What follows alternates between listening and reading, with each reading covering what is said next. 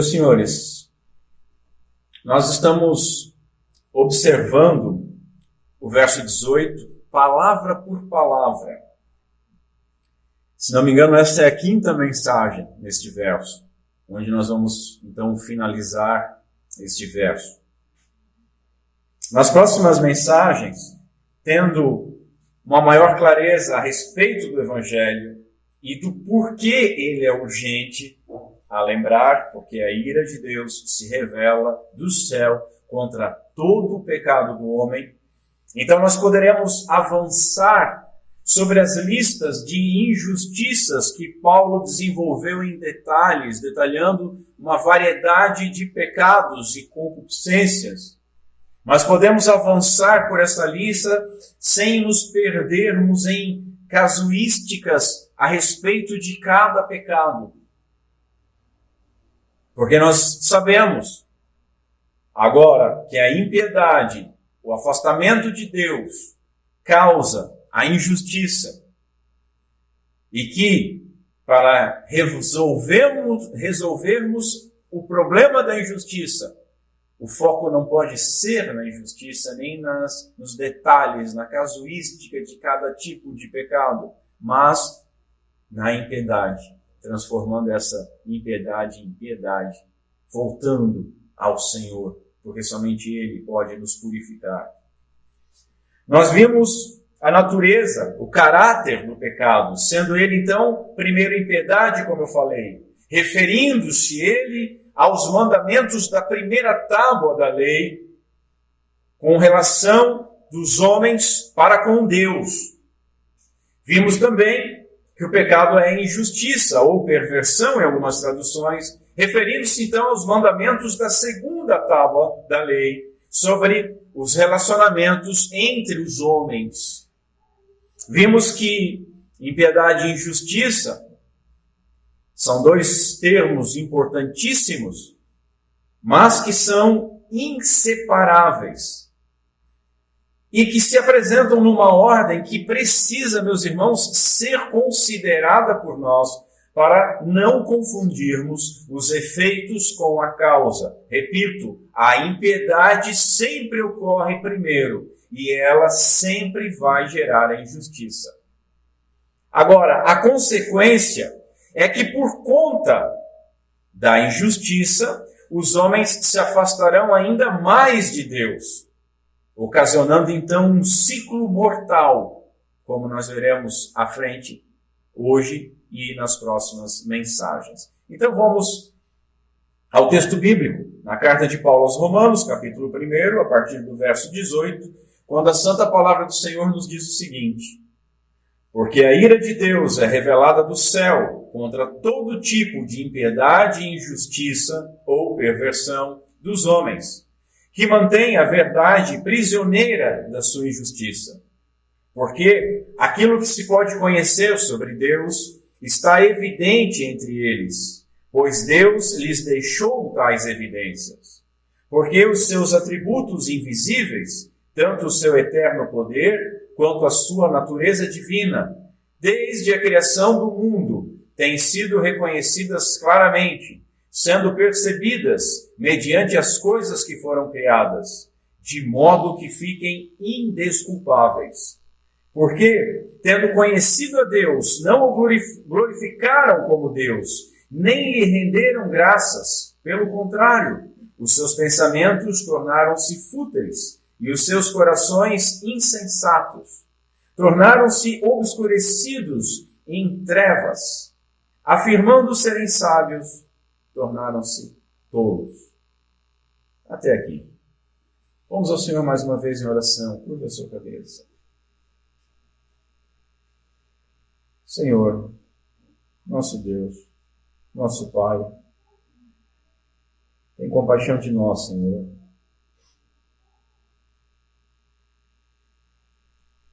Ajuda-nos, Senhor, nesta manhã, por meio do Teu Santo Espírito, a compreendermos um pouco mais da Tua palavra. Que não seja apenas um conhecimento, Senhor, para inflar os nossos egos, os nossos orgulhos e nos condenar no futuro. mas que seja um entendimento que se aprofunde em nossos corações, nos trazendo arrependimento, humildade, amor e dependência a Ti, e que faça com que as nossas vidas, as nossas ações sejam feitas e percebidas de outra maneira, para a glória do Teu santo nome. Me ajuda, Senhor,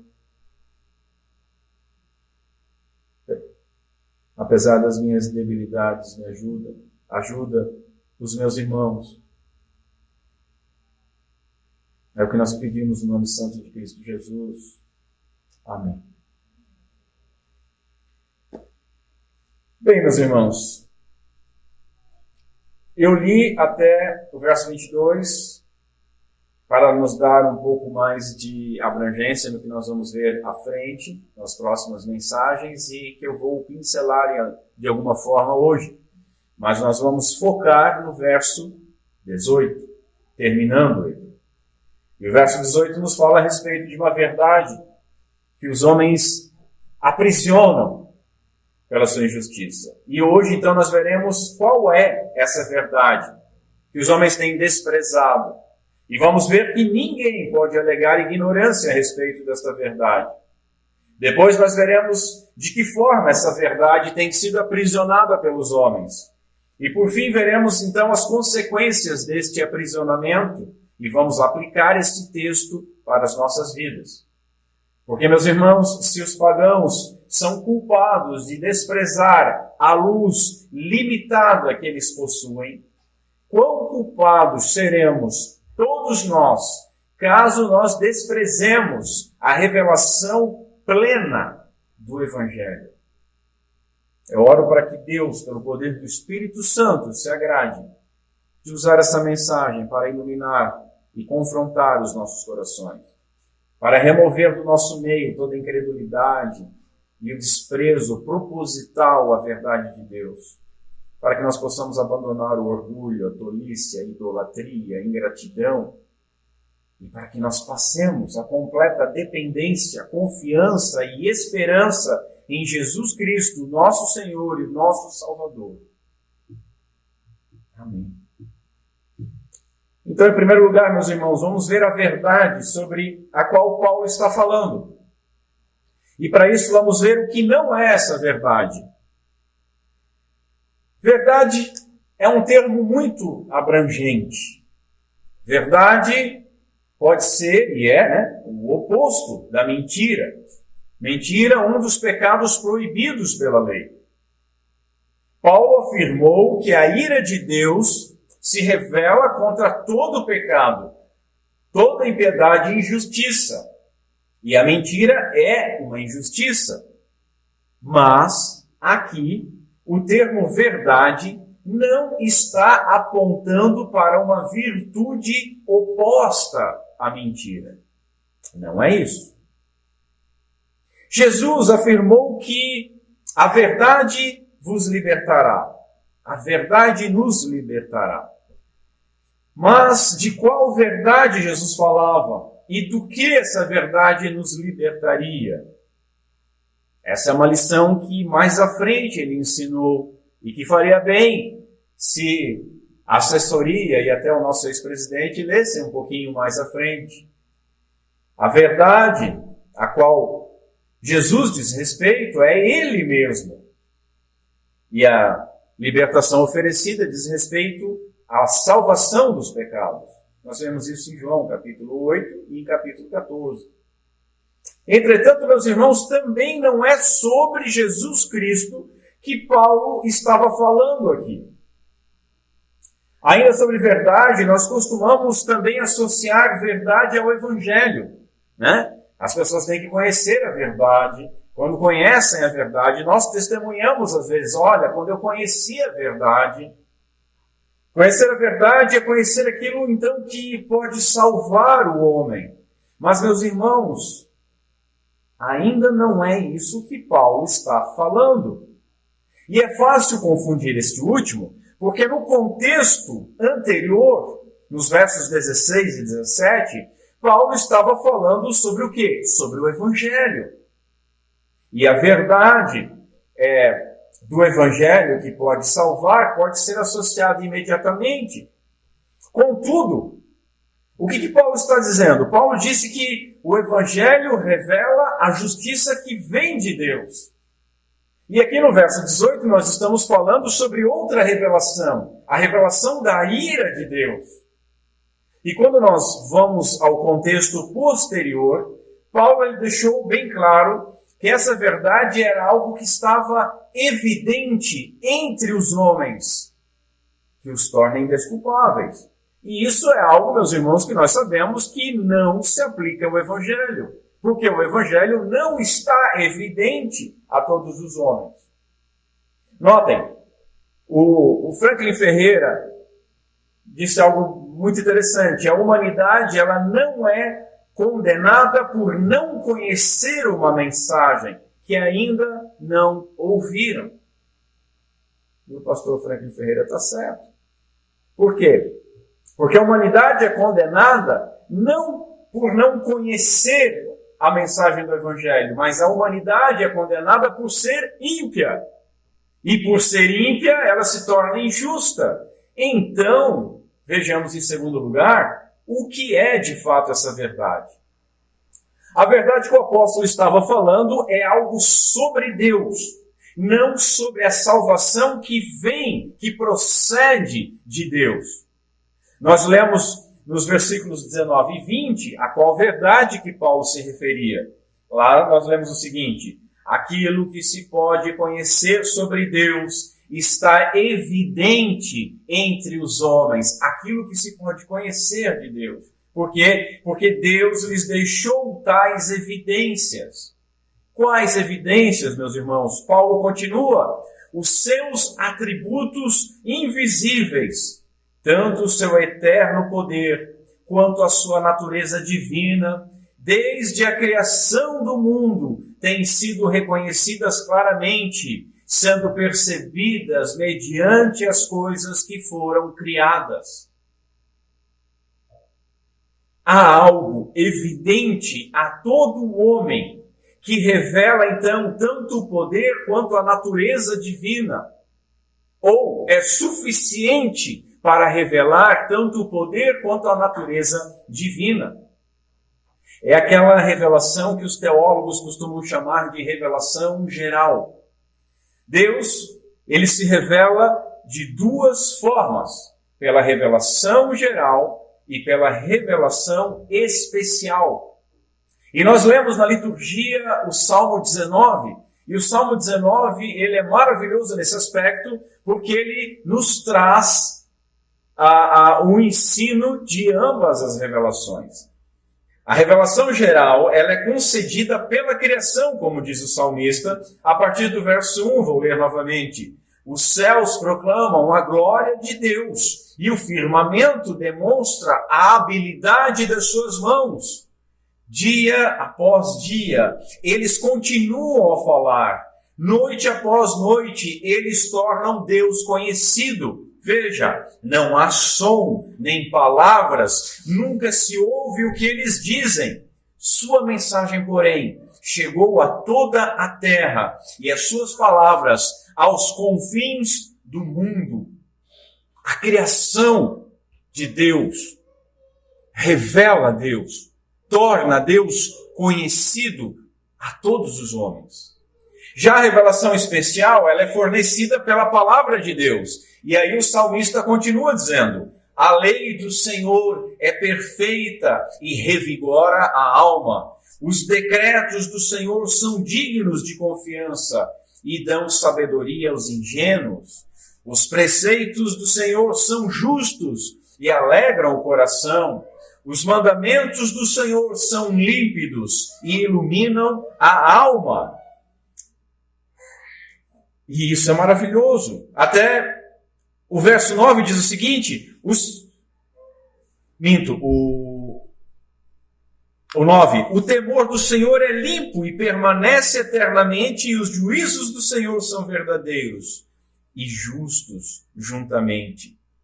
No verso 10, mais desejáveis são do que o ouro, sim, do que muito ouro fino, e mais doces do que o mel e o licor dos favos. Também por eles é demonstrado o teu servo, e em os guardar a grande recompensa. Essa é a revelação especial, a palavra de Deus. Paulo estava falando aqui, meus irmãos, sobre algo que todos podem conhecer.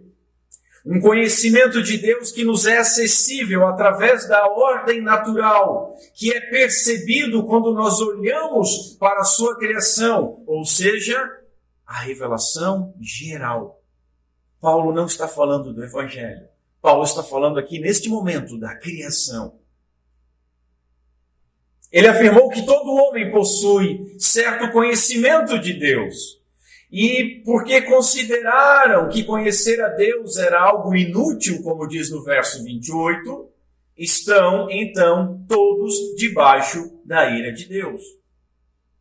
Terceiro lugar, os homens não podem alegar ignorância. O reverendo Edward Campos, ele sintetizou isso de uma forma maravilhosa. Ele escreveu que o ser humano, antes de ser Homo sapiens, e nós somos Homo sapiens, tá? Não existe mulher sapiens.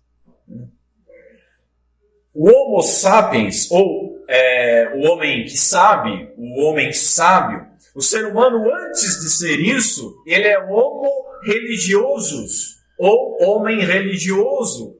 E ainda mais precisamente, ele é Homo adorans, ou seja, homem que adora.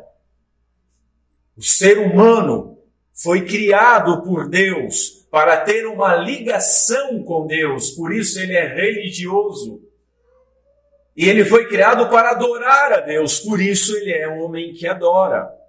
E se Deus não tiver na equação, ele vai tentar se religar a alguma coisa e adorar alguma coisa, sempre. Há no homem um senso do divino, expressão que Calvino, nas suas Institutas, denominou sensu divinitatis, um senso do divino. O que é isso? É uma capacidade natural para reconhecer a existência de Deus pela contemplação das obras da natureza. A natureza é um livro, meus irmãos. Esse senso do divino compreende toda aquela luz que ainda resta no homem depois da queda. Porque na queda nós fomos desfigurados e cegados, mas não fomos completamente cegados. Veja, não estou sendo semi-pelagiano de maneira nenhuma.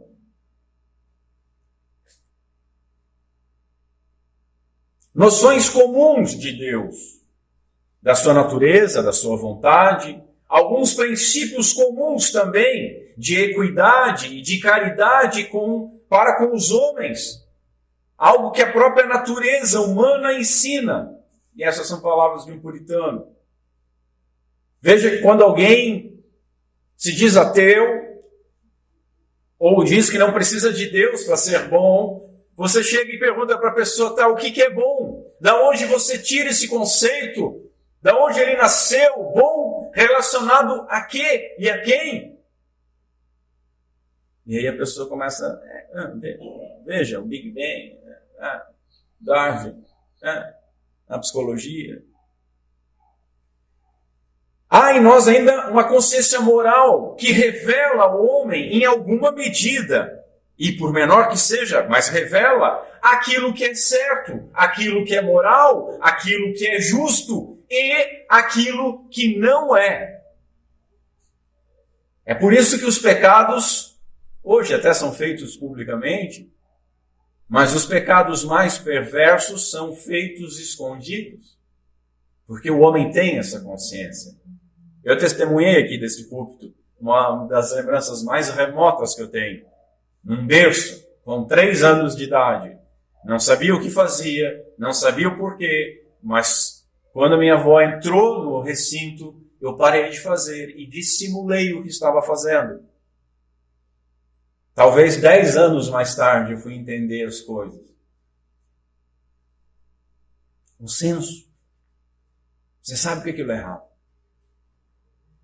Paulo, meus irmãos, Não nos diz apenas que o homem tinha esse conhecimento, mas que ainda tem esse conhecimento, ainda pode receber esse conhecimento da natureza criada e por isso ele é indesculpável. A humanidade não vive no escuro sobre a existência de Deus. Por quê? Porque para onde o homem olhar, a criação testemunha sobre o Criador, sobre um Deus, Criador de todas as coisas.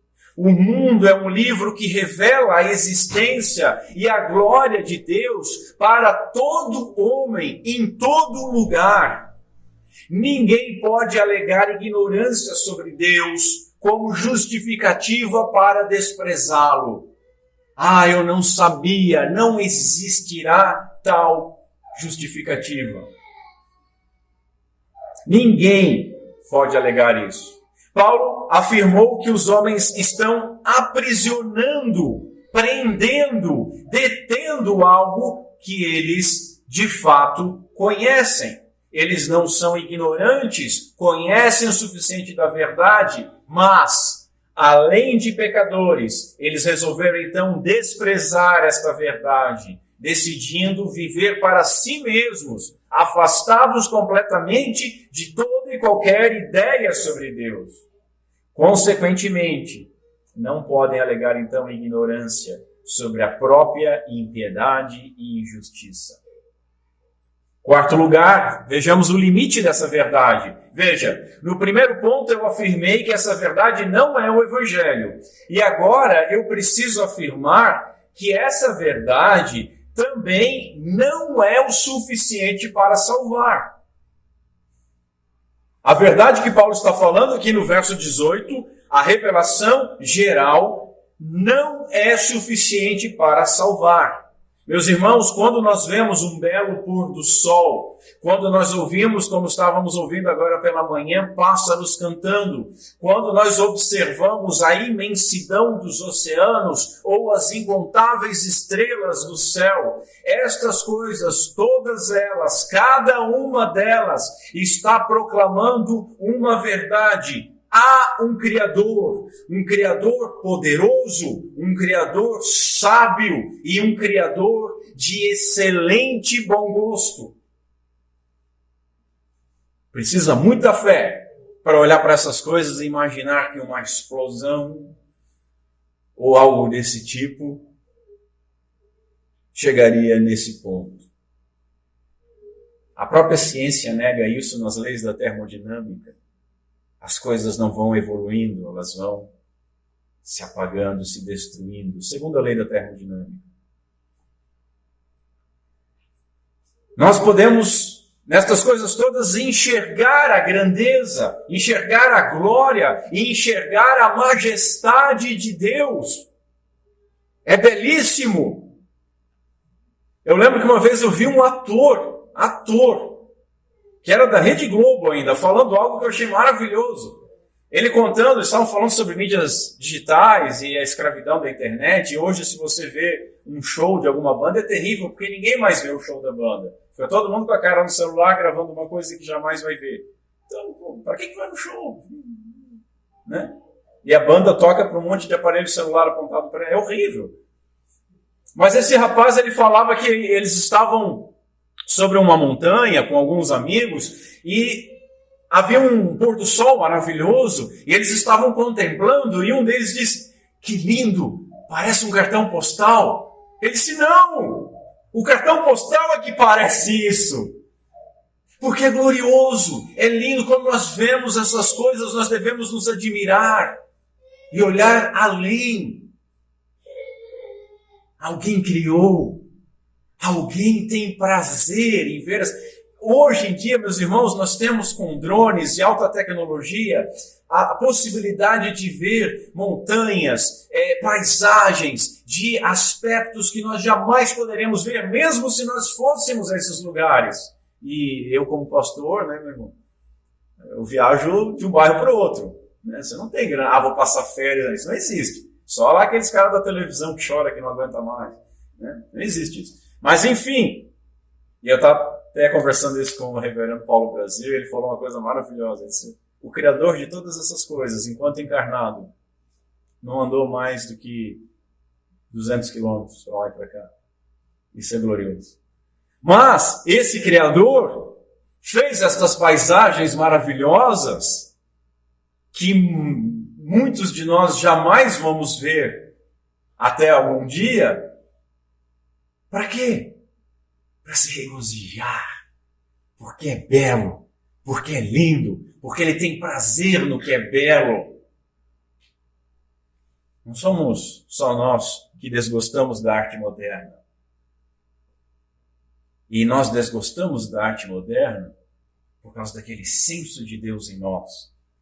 Não há beleza em você ver um vaso sanitário pendurado na parede, dizendo que aquilo é arte. A beleza está quando você vê pássaro alimentando os seus filhotes. Quando você vê a construção de uma teia de aranha, de um dia para o outro, contra a luz do sol. Contudo, meus irmãos, há uma questão. Eu falei que isso não salva. Quando nós olhamos para uma cachoeira belíssima, bonita, com aquela queda d'água, que se chama às vezes um véu de noiva, nós não pensamos o seguinte: olha, eu quebrei a lei moral. Quando nós olhamos para uma vida crescendo e se desenvolvendo na barriga de uma mulher, nós não olhamos para aquela barriga se desenvolvendo e pensamos assim: olha, eu sou pecador. Quando nós olhamos assustados a organização de abelhas ou de formigas, aquilo não nos convence que nós merecemos uma punição eterna. E nós também não compreendemos que Jesus Cristo é o Filho de Deus que morreu para nos salvar, quando nós olhamos para a vegetação verdinha e as flores desabrochando após o inverno. Não acontece isso. A criação revela a glória de Deus. A criação revela que há um Deus criador e que esse Deus, ele é o governador moral deste universo, mas não vai além. Agora, essa é a questão do apóstolo. Essa revelação não salva, mas ainda assim aprove a Deus, que é o Criador de todas as coisas, inclusive da raça humana, decidir que o desprezo por essa verdade é suficiente para tornar os homens indesculpáveis. Se essa verdade, se essa revelação não pode salvar, o desprezo a ela vai condenar. E quem decidiu foi Deus, não fomos nós. Conforme lemos em Atos, Deus nunca deixou os homens sem evidências de sua existência e da sua bondade. Está lá no capítulo 14. Assim, mesmo sem conhecer a Bíblia, a natureza é suficiente para revelar que há um Criador e que desprezar essa verdade torna todo homem indesculpável. Assim, vamos aplicar o texto rapidamente a nós, igreja, porque Paulo está falando aqui como um cabeçalho de toda a corrupção humana. O homem não regenerado, o homem sem o Evangelho, ele pode conhecer o suficiente sobre Deus e torna-se indesculpável por desprezar esta verdade. Ok? E nós, meus irmãos? Quão indesculpáveis seremos se desprezarmos a revelação especial de Deus, que muitos de nós têm agora sobre o colo, ou têm na cadeira ao lado, ou têm em várias versões nas suas casas? Se Deus julga como indesculpáveis os pagãos que não conhecem Jesus Cristo, quão indesculpáveis seremos nós, que ouvimos a pregação do Evangelho domingo após domingo? Nós, que temos a revelação geral, que temos os céus proclamando a glória de Deus, mas temos também ministros que expõem o Evangelho de Jesus Cristo, que temos o Espírito Santo de Deus que convence desta verdade. O que nós temos feito? Será que essa verdade irá nos salvar ou nos condenar?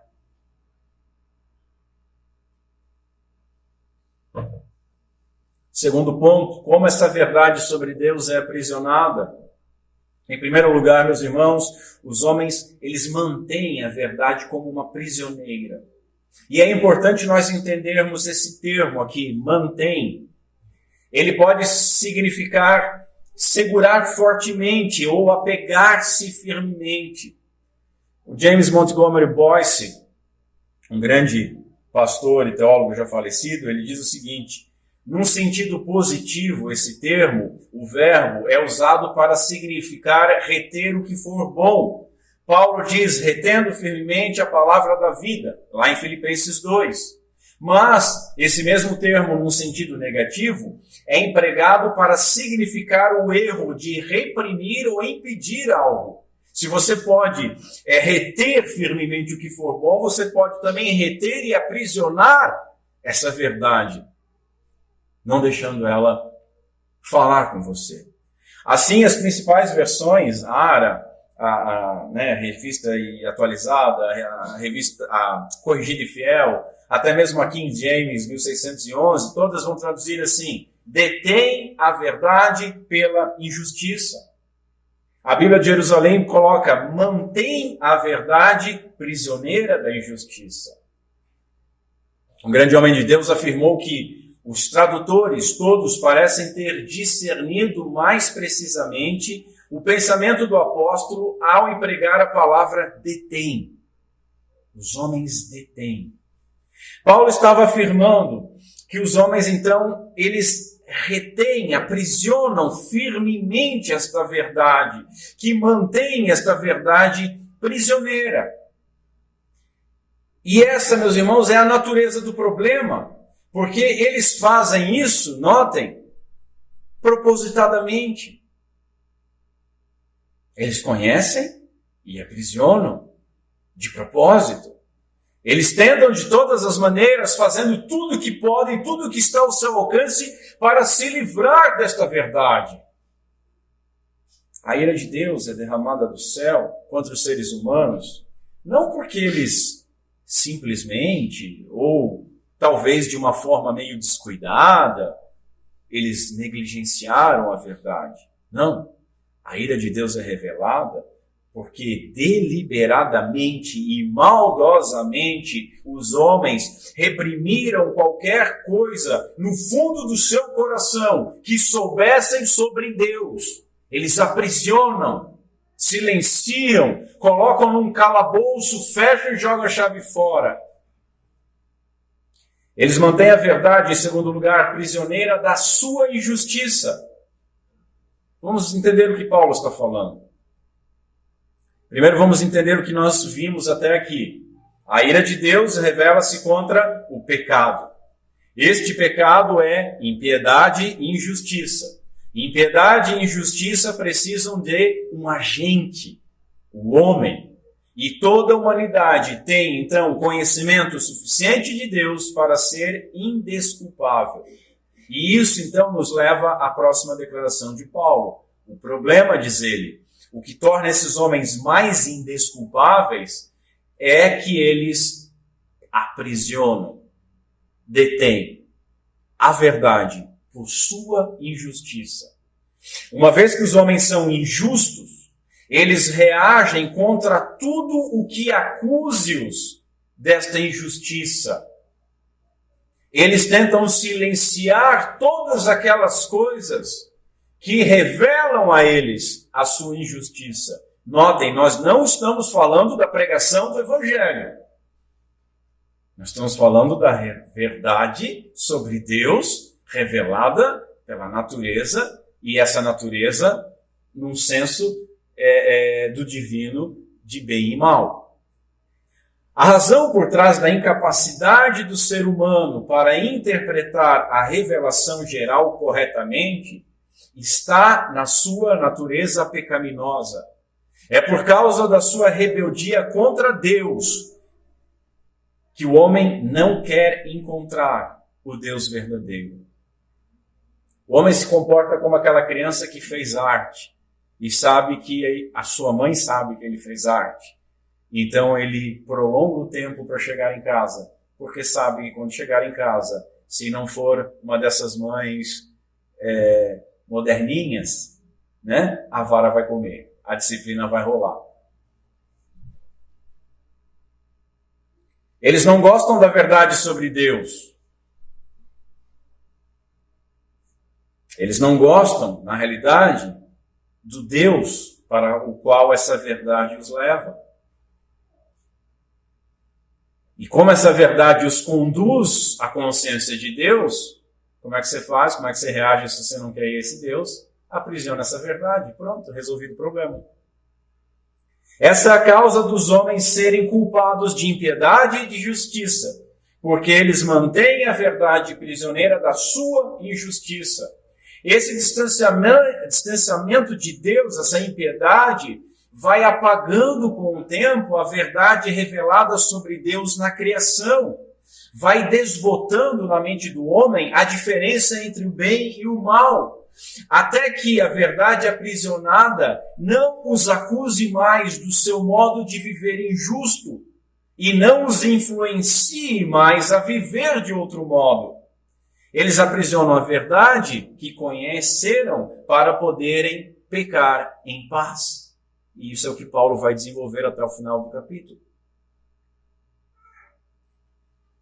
O reverendo Augusto Nicodemos fez uma provocação bem interessante aqui. E eu compartilho com os irmãos. Ele diz o seguinte: ninguém nasce ateu, mas toma essa decisão mais tarde na vida. Para fazer isso, a pessoa precisa reprimir a luz de Deus que brilha no seu coração e na sua consciência. Naturalmente, meus irmãos, o homem possui aquele senso que eu disse de Deus, mas ele escolhe negar aquilo que sabe ser verdade. E para negar isso e para se justificar, ele encobre isso com muitas teorias e com muitas explicações mirabolantes. Algumas esdrúxulas, estapafúrdias, mas quando é vendida na embalagem de isso é ciência, as pessoas... Isso é ciência, meu filho. E o altar da ciência tem sido sacrificado a muita verdade e muitas consciências. Ao invés de se aproximar da luz do Criador, então este homem se afasta, crendo naquilo que o iluminismo chamou de libertação das trevas da religião, né? O que faz isso com o homem? O homem se torna cada vez mais ímpio, cada vez mais culpado de injustiça e de perversão. Quanto mais ele se acha iluminado, mais distante ele está da luz. Mais em trevas ele anda. E ele tropeça e não sabe nem no que está tropeçando. E notem que tanto isso é verdade que estão tentando até alterar o português. Você não pode falar que vamos esclarecer as coisas, porque esclarecer é um termo racista. Então vamos escurecer as coisas para tornar as coisas mais claras, mais escuras. Isso se chama ciência. Isso se chama libertação das amarras da religião. E Paulo vai dizer, e se achando sábios, fizeram-se tolos, loucos. Eu vou falar bastante do verso 22, que vai parecer que eu estou pregando o verso 22, mas eu estou pregando o 18, tá bom? Como diz o salmista, falando sobre o que Paulo disse, se fazem loucos ou tolos, o salmista diz que os tolos têm cometido abominável iniquidade. E qual é essa abominável iniquidade? Os tolos dizem em seu coração, não há Deus. Salmo 14, o 53, repete no primeiro verso. E se enche de empáfia, não há Deus. E normalmente esses caras são pior que testemunhas de Jeová sábado de manhã. Porque você esbarra com eles estão falando sobre Deus. Uma cruzada incessante para demonstrar que Deus não existe. Em terceiro lugar, eles fracassam em manter a verdade prisioneira. Porque essa verdade não pode ser aprisionada. Apesar dos seus esforços, eles não podem apagar a verdade. Por quê? Porque ela é manifesta entre os homens. Por quê? Porque para onde eles olharem, eles verão a criação apontando para um Criador. Aí quando você vê um programa, e é terrível, porque eu gosto de ver aqueles programas científicos, falando sobre a natureza, eu amo aquilo, os animais. Mas você tem que usar um filtro daquilo que é pior do que você ver um filme de ação e aventura. Você tem que ficar filtrando as bobagens que eles falam e as cenas inadequadas. Num documentário sobre a natureza é pior. Porque aí mostra uma cena maravilhosa e você pensa assim, que Deus maravilhoso que criou isso. E aí o narrador diz, porque há 230 bilhões de anos...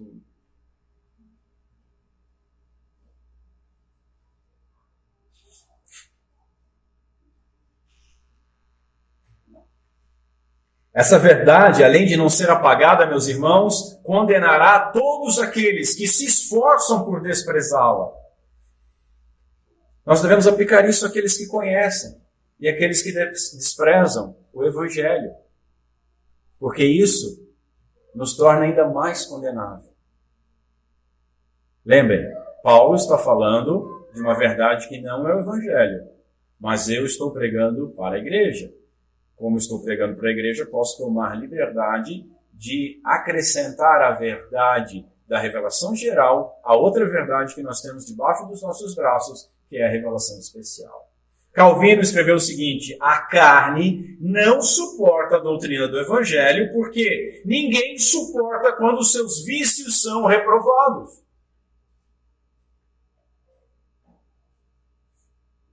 Quantos que ouvem o Evangelho e não deixam que essa verdade trabalhe nos seus corações? Quantos que aprisionam a verdade para que possam continuar pecando em paz? Ah, não é bem assim. Ah, veja bem. Ah, os tempos mudaram. Ah, você é um ateu? Não, sou crente, mas a gente tem que fazer uma releitura da Bíblia. Quantas pessoas que vêm à igreja há anos, escreveu Charles Spurgeon, e ouvem a verdade que tem atormentado e perturbado e as feito passar noites e noites em claro. Mas essas pessoas estão segurando essa verdade como quem agarra um animal selvagem pelas orelhas, por medo que essa verdade as morda. E aí Spurgeon diz, senhores, quando vocês têm medo da verdade, podem muito bem ter medo do inferno. Quando vocês e a verdade brigam, é melhor acabarem logo com a sua luta, pois se darão mal se não cederem. Meus irmãos, que terrível quadro! Mas, infelizmente, quantas pessoas que, como afirmou Paulo, seguindo a dureza dos seus corações impenitentes, apenas entesouram para si ira, para si mesmos, para o dia da ira, para o dia da manifestação do juízo de Deus, o qual recompensará a cada um segundo as suas obras, a saber, vida eterna aos que com perseverança em fazer o bem procuraram glória, honra e incorrupção, mas indignação e a ira aos que são contenciosos, desobedientes à verdade e obedientes à iniquidade. Romanos capítulo 2. Se essa é a sua condição, arrependa-se, creia. Deus está te chamando. Porque muitos, afirmando serem sábios, tornam-se tolos. E como trocaram, Paulo vai dizer no final do capítulo, como trocaram a verdade de Deus pela mentira, uma vez que consideraram que conhecer a Deus era algo inútil, o próprio Deus os entregou a um inútil modo de pensar, deixando que fizessem coisas que jamais deveriam ser feitas. Eles sabem, de acordo com a justiça de Deus, que quem pratica essas coisas merece morrer, mas ainda assim, continuam a praticá-las. E o que é pior, diz Paulo, incentivam outros também a fazê-lo. E por isso, Paulo diz em outro lugar, Deus fará com que sejam enganados, para que creiam a mentira, para que sejam condenados todos os que não crerem a verdade, antes tiveram prazer na iniquidade. 2 Tessalonicenses. Irmãos, longe de nós tal coisa. Longe de nós que possuímos mais que a verdade revelada na criação, mas que possuímos a plenitude do Evangelho. Longe de nós desprezarmos e tentarmos aprisionar tal verdade por conta da nossa injustiça, por conta de um ou outro pecado ou comportamento abominável que você se agarrou e tem se agarrado mais do que a Deus. Longe de nós. Vejamos, no terceiro ponto, as consequências de aprisionar a verdade sobre Deus. Ao aprisionar a verdade que conhecem, os homens, em primeiro lugar, tornam-se idólatras. Vou de novo de Montgomery Boyce, ele fez uma provocação que é bem legal, prestem atenção. A universalidade da religião não se deve a homens e mulheres que buscam Deus, como alguns têm defendido. Em vez disso, é porque não aceitam Deus. Ainda assim, algo tem que ocupar o lugar dele. O processo de rejeição se dá em 3 estágios que são muito bem conhecidos pelos psicólogos tradicionais: trauma, repreensão e substituição. Notem, meus irmãos, a reação desses homens com o trauma da verdade que lhe é exposta pela natureza é, primeiro, a negação, é a repressão, o aprisionamento dessa verdade. E depois, a substituição. E aí, na substituição, nós encontramos a listagem dos pecados de Paulo, incluindo a idolatria. Como falamos, o homem foi feito para adorar, e ele sempre vai devotar o seu coração a alguma coisa. Sempre. Nem que seja a si próprio. Sempre. O homem foi feito um ser que adora. Assim, ele prefere servir às divindades da sua própria imaginação, que não precisam ser imagens e cultos pagãos. Não imagine agora todo mundo com um tapa-sexo batendo um tambor ao redor de um poste ídolo, ou queimando uma virgem. Não! Isso pode ser feito no conforto dos nossos lares. Isso pode ser feito no nosso ir e vir para a igreja com a Bíblia debaixo do braço, quando nós aprisionamos a verdade, quando escolhemos aquilo que nós queremos que seja verdade e aprisionamos aquilo que nós não queremos, por causa da nossa injustiça. Assim, isso pode ser também a ciência. A substituição pode ser também por orgulho próprio. E aí a segunda consequência é que esses homens tornam-se orgulhosos. Lloyd Jones escreveu o seguinte, prestem atenção: o homem comum, hoje, ele está escrevendo, o homem comum hoje acha que, de um modo ou de outro, a marca por excelência da cultura, ser realmente o homem do século XX, é não crer em Deus. Orgulho intelectual. O que o doutor ia dizer sobre o século XXI? O que ele diria sobre o nosso tempo? Para a sociedade hoje, crer em Deus é um sinônimo de extremo atraso. Ser crente hoje é ser politicamente incorreto, é sinônimo de barbarismo. Nós estamos muito perto mesmo, meus irmãos, de que seja novamente crime ser cristão. E talvez um crime hediondo, inafiançável e passível de morte, como já foi no passado.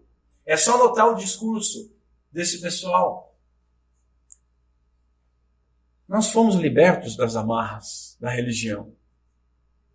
E o que nós fazemos, aprisionando a verdade e revelando a sua injustiça, o que nós fazemos é lindo, é bom, é gostoso. E essas pessoas, esses bitolados, esses fundamentalistas, eles tem a opinião contrária àquilo que nós gostamos de fazer. E como nós somos movidos por amor e a igreja não é movida por amor, esses crentes têm que ser silenciados de uma forma ou de outra, inclusive com a morte, porque eles são contra o meu comportamento. E enquanto de uma batida de palma ao pôr do sol, a um almoço de alface e a um chamar o cachorrinho de filho, eles desejam que os cristãos morram. Nós estamos perto de viver aquilo que eu posso chamar de a revolução dos tolos. A revolução daqueles que mantêm a verdade prisioneira da sua própria injustiça.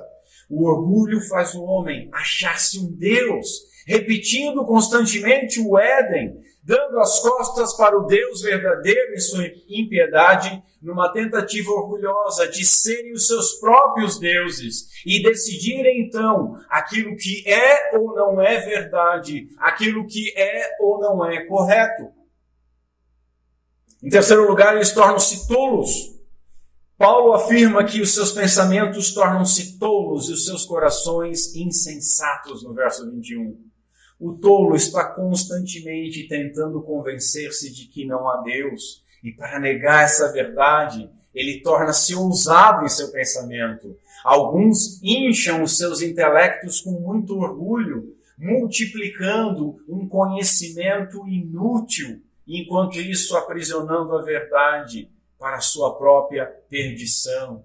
E esse conhecimento inútil é represado sobre muito blá blá blá e muitos assuntos e muitas questões e muitas teorias, porque eu sei disso, eu estudei aquilo, eu fiz pós-doutorado naquele outro. E aí um simples poeta de Goethe diz o seguinte: do que adianta saber se não tem razão? Notem a ironia. Aqueles que mantêm a verdade aprisionada tornam-se prisioneiros da sua própria tolice. Por quê? Verso 22. Afirmando-se serem sábios, tornam-se tolos. Quarto lugar, eles tornam-se também em trevas. A impiedade faz com que aquilo que realmente é injustiça perca a sua gravidade. O norte moral da justiça está em Deus. Mas se o tolo despreza Deus, a consequência disso é que o seu coração e o seu entendimento vai ficar obscurecido.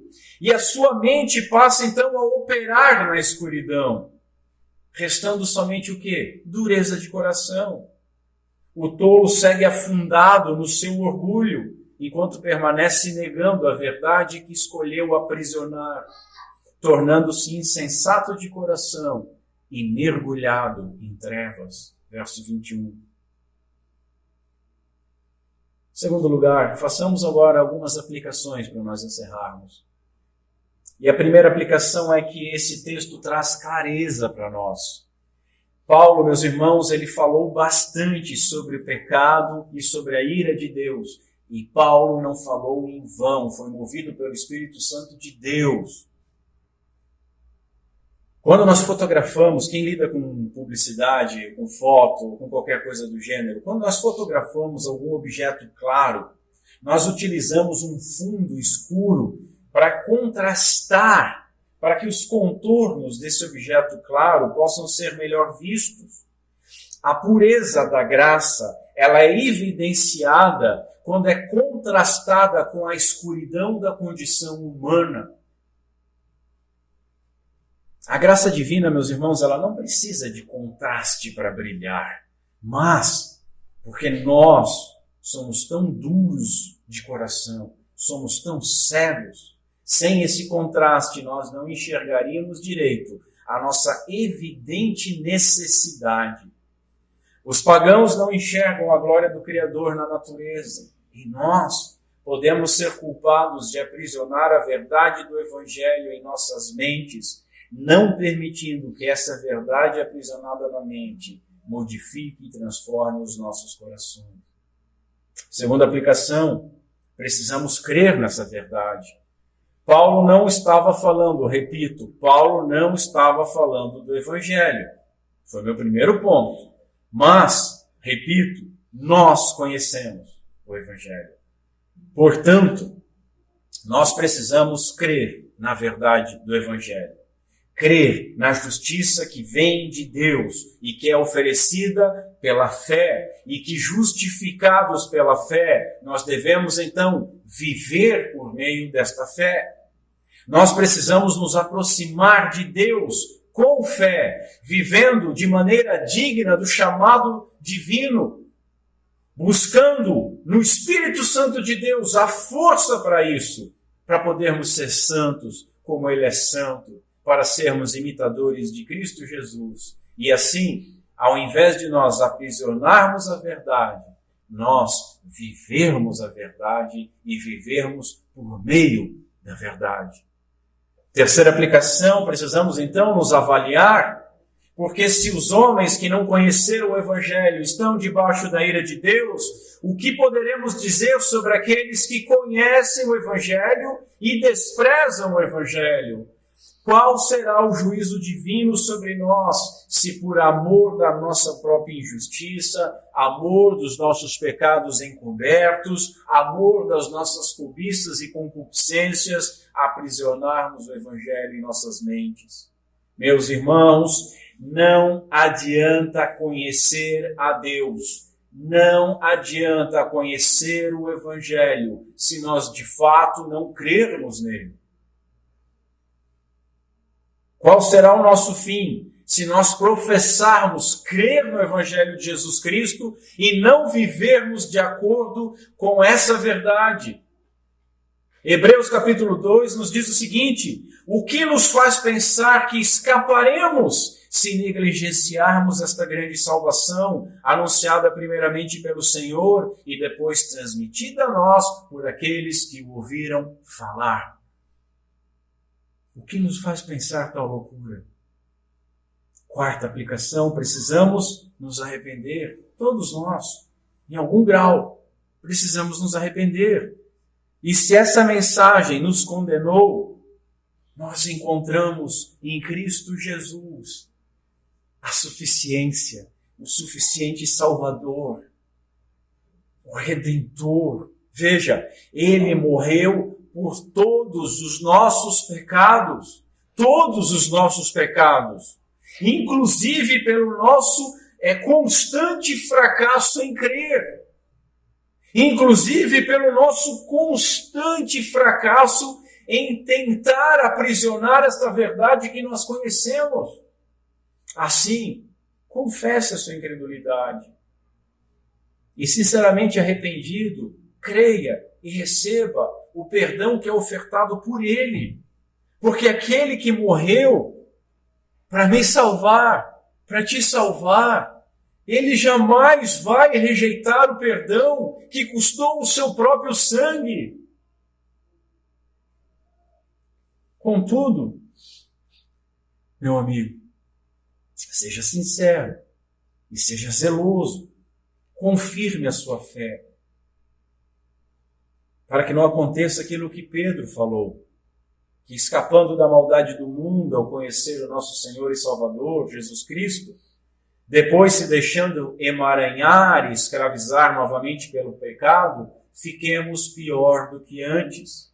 Teria sido melhor nunca haver conhecido o caminho da justiça do que, conhecendo-o, rejeitar a ordem recebida para viver de modo santo. Que Deus nos guarde disso. Mas, uma vez que confrontados com a verdade, quebrantados e arrependidos, e indo a Deus pedindo perdão, nós precisamos crer que recebemos esse perdão e precisamos ser gratos. E aqui eu falo, há um pecado terrível que pode assombrar constantemente os nossos corações, que é a ingratidão. Não recusemos honrar a Deus como Deus, nem agradecer-lhe pela sua imerecida bondade, que derramou tantas e tantas graças sobre nós.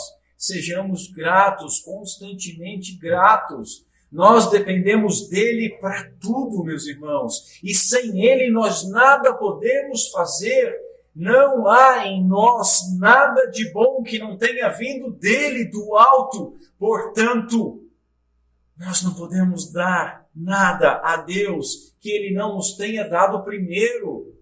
E se ele nos deu a vida, a alegria, o perdão e a salvação, nos deu também a capacidade suficiente de responder com gratidão, com amor, com obediência. Assim, ele é digno de receber todo o nosso amor, toda a nossa gratidão. E essa forma de adoração envolve confiança, envolve obediência e envolve constantes ações de graça. E assim nós concluímos, meus irmãos, que o homem está perdido por conta da sua impiedade, da sua injustiça. E está perdido porque ele aprisiona a verdade pela sua própria injustiça. Contudo, glória a Deus por isso, o homem não foi abandonado. Porque Deus, diz Paulo em 1 Tessalonicenses, porque Deus decidiu nos salvar por meio do nosso Senhor Jesus Cristo, em vez de derramar a sua ira sobre nós. Que verso glorioso! Ele resolveu, não havia nada em nós. Não merecíamos nada senão que ele derramasse a sua ira. Mas ele, bendito seja, decidiu nos salvar por meio do seu Filho.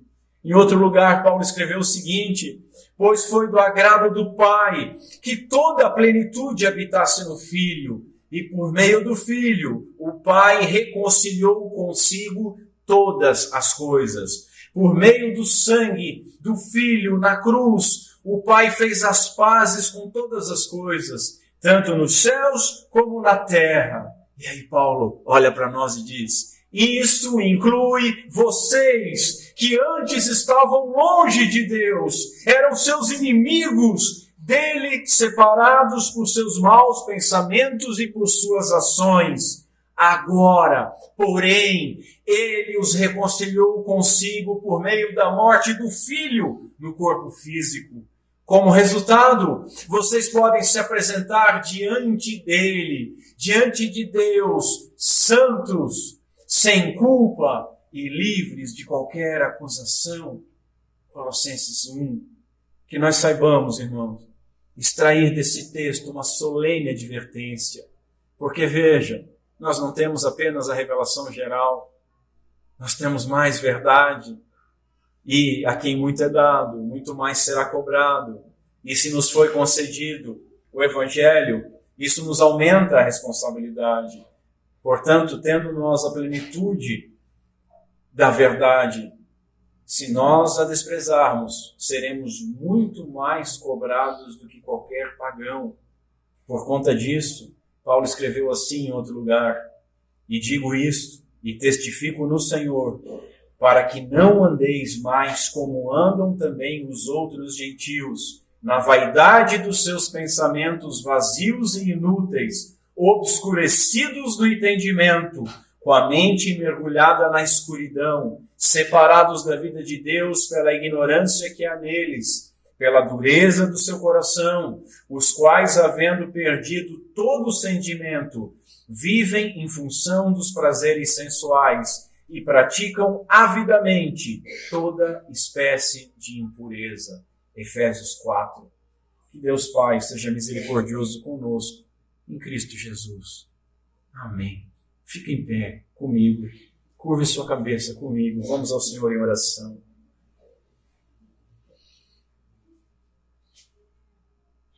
Senhor, nosso Deus, nosso Pai, clamamos em nome de Cristo Jesus, nosso Senhor e Salvador, que por meio do Teu Santo Espírito Tu ilumine todos aqueles que têm tentado aprisionar a verdade por sua própria injustiça.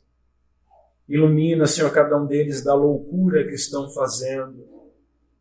Deixa claro, Senhor, os seus entendimentos que eles não podem silenciar a verdade, porque tudo ao nosso redor demonstra a Tua glória, Senhor. ilumina esses corações, quebranta esses corações, transforma esses corações. Pai, pedimos também que por meio do Teu Santo Espírito Tu traga arrependimento para aqueles irmãos, para aqueles que já foram salvos pelo Cordeiro, mas que têm desprezado estas coisas, que têm tentado, por meio de um pecado, por meio de uma aflição, por meio do desejo de escapar de alguma situação, têm tentado apagar, aprisionar, silenciar a verdade. Traz arrependimento, Senhor. Traz arrependimento e restauração. Traz-nos a esses corações temor a Ti, e que não temam nenhuma situação, nenhuma consequência, mas somente a Ti, que é Criador, mas que também é Salvador, que é Juiz, mas que em Cristo Jesus é nosso Pai. Por fim, Senhor, eu te peço que, por meio do Teu Santo Espírito, Tu não permita jamais que nenhum de nós tente apagar, aprisionar a Tua verdade por causa de algum pecado, por causa de alguma cobiça, por causa de algum desejo, por causa de alguma tentação. Fortalece-nos, Senhor, na Tua palavra, fortalece-nos com o Teu Santo Espírito. Sabemos, Senhor, que até Tu nos recolher nós vamos pecar, mas que os nossos pecados não sejam por tentar apagar a Tua verdade,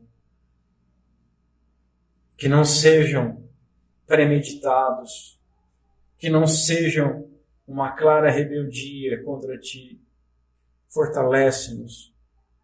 E se porventura alguém está vivendo ou viver algo assim,